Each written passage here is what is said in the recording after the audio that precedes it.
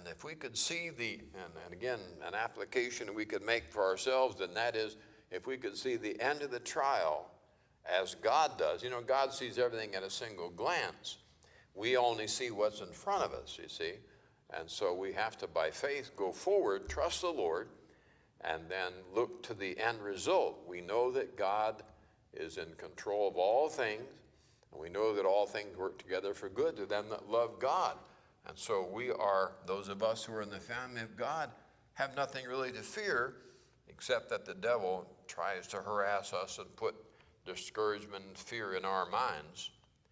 But anyway, back in verse number 8, moreover, the word of the Lord came unto me, saying, the hands of Zerubbabel have laid the foundation of this house, his hands shall also finish it, and thou shalt know that the Lord of hosts hath sent me unto you. And so verse number 9 brings out a good point, and that is that the things that are accomplished and the blessings that we have are from the Lord, and God wants us to be aware of that, to give him the glory.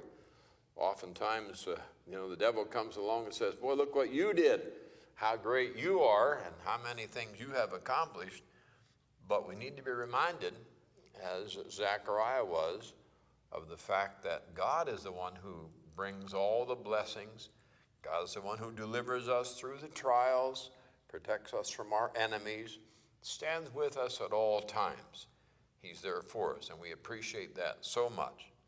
Now, verse number 9, again, the temple to be finished. Now, I like what it says here in verse number 10.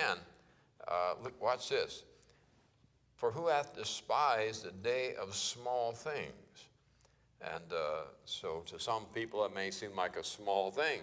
They say, well, that's not a big deal. We talk about the blessings of God and answers to prayer and so on, and people say, well, that's not a big deal.